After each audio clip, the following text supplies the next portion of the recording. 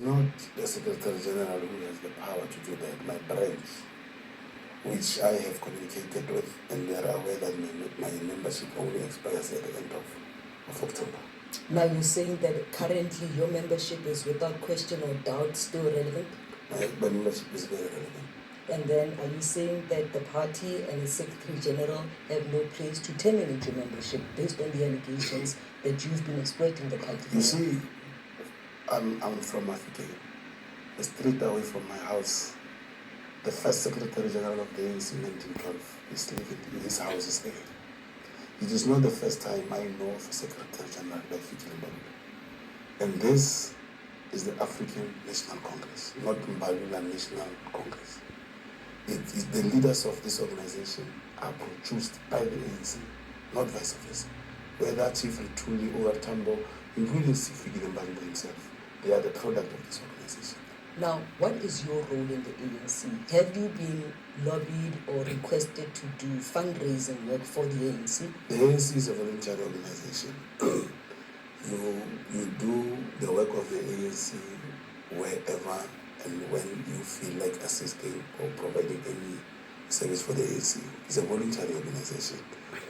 And in the case where Fikile is talking about sourcing money and stuff like that, the January 8th function, everyone is allowed to attend. And the ANC itself cannot transport all the people.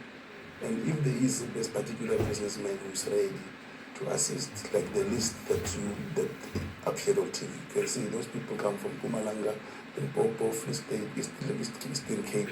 We're just trying to bring as many comrades to the function. It's not about being lobbied.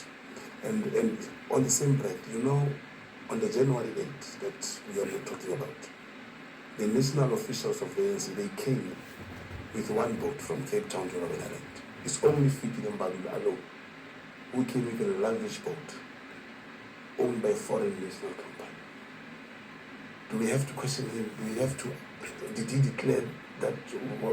What should we say if such a thing has actually taken place? A foreign boat owned by which international interest? We cannot know, but you can see it's not owned by a South African person.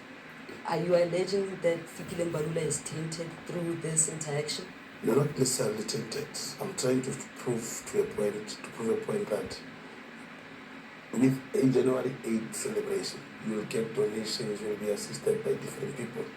It doesn't necessarily say when you assist then you are a criminal cartel. Did you use Minister Mkhulu's name as well to get these funds for the January 8th statement for the accommodation and the like? In all those messages that are appearing, there's no way they say I've mentioned Minister Mkhulu that he must give me money. The rest of the money went to the traveling and accommodation of those people. Mkhulu has a house, has a state house in Cape Town. He did not even attend the gathering. He did not even attend the January 8th. He did not use his name. And talking of being implicated, the way he traveled with Vusi Keke abroad. Vusi Keke has been convicted and sentenced for the killing of Wandile Bozwane. It was also shown that he was with Vusi Keke 2-3 days before Wandile Bozwane was murdered. I know Bozwane's family. You know, with our interaction, they showed me some proof that actually Bozwane gave Fikile Mbalulas 1 million rand. And he promised to pay it back. Today, the money is not paid. You're saying that Mbalulas was instrumental in working with Makeke to ensure that what was done to Bozwane happened? I cannot say that. I'm saying, in as much as he was with Vusi Keke, currently Vusi Keke has been sentenced. We have to label him, we have to tell him you can't be a member of the ANC. You were traveling with someone who's been convicted and sentenced. That's what I'm saying.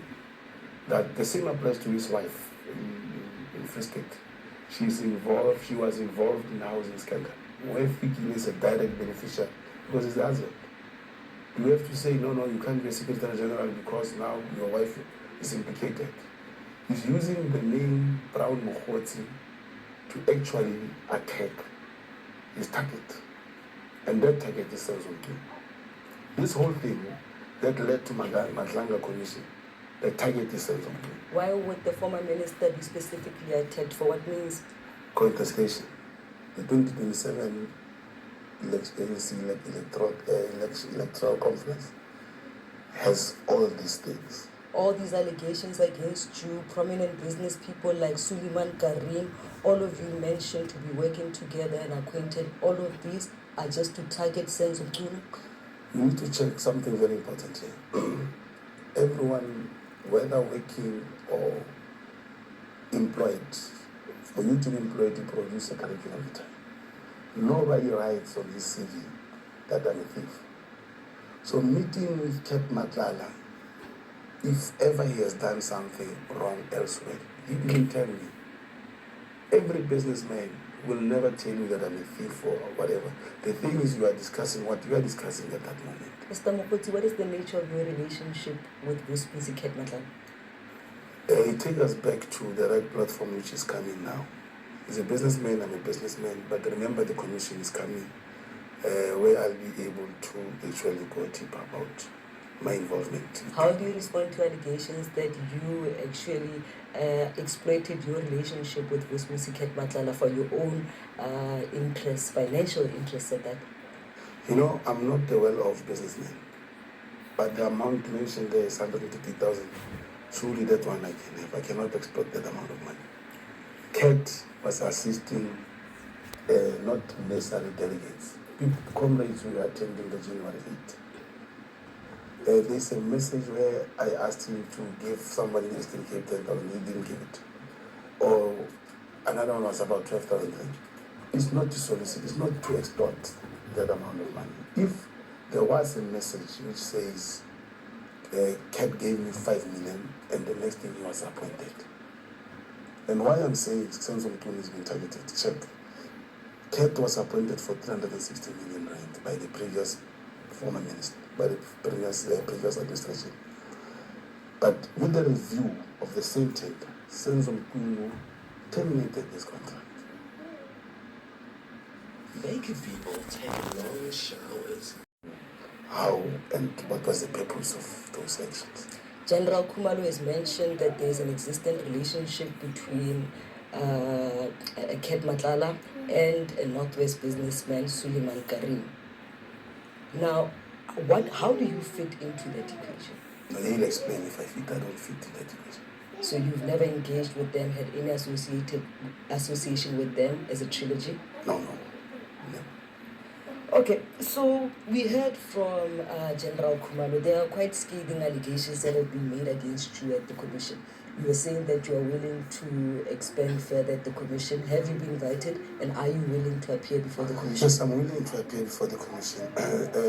You see, the Audi Ultra program ensures the right of an individual to give a side of the story. But significantly, what I like to raise with you, I thought General Khumalo or General Mkonazi or General Masemola, they will provide the commission with a proof of Section 205, which allows them to have access to cell phones.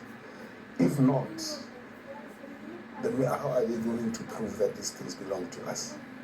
How are we going to prove that this message is my message? No, because message can be planted. You can use AI to change certain things and just put things that we don't know. You're not only questioning the manner in which these WhatsApp messages were released, but you're also questioning the authenticity of the messages. Obviously, yes. I saw some messages written there. I never typed those messages. Now, Mr. Mokgotsi, in our previous interview, you spoke about you needing a proper platform to expand on your underground dealings. Speaking on underground dealings, were you referring to working underground to leak classified police information to Matlala? Once, I never even met Ket at Tembisa. I've never been to Tembisa Hospital before. I know nothing about Tembisa. And if there are allegations linking me and Mohamed and Ket, then it means all those messages are being manufactured elsewhere. So you have no dealings or understanding with regards to the relationship between Matlala and Maumela with Tembisa? What is your understanding of tender irregularities in our province, the Northwest? I don't follow tenders. I don't do government tenders. Yes, the last time my foundation got involved was with the Department of Health. Mokgotsi Foundation, we interdicted the process. They had to re-advertise. We requested through Popia to have access to the records and all those things. Ultimately, the foundation got a court order against the department and the service provider. It dragged, they went to Supreme Court of Appeal. It included so much money that the foundation decided, no, let's not proceed with this. So you abandoned it due to financial constraints? And it was not in the sense of being a Mahican boy. Things that I was more critical and trying to pursue was that the TTA here, which used to be the provincial headquarters of that one, should be brought back here. I even asked him if possible he should talk to the Minister of Defense that the headquarters of the army should also come back to Mahike. That's the only way you could revive the economy. Potchefstroom has the defense intelligence of the country. All the artillery is based in Potchefstroom. The revenue there is so huge. So there are so many things I could have spoken to Mr. Zompumi about, not the political industry.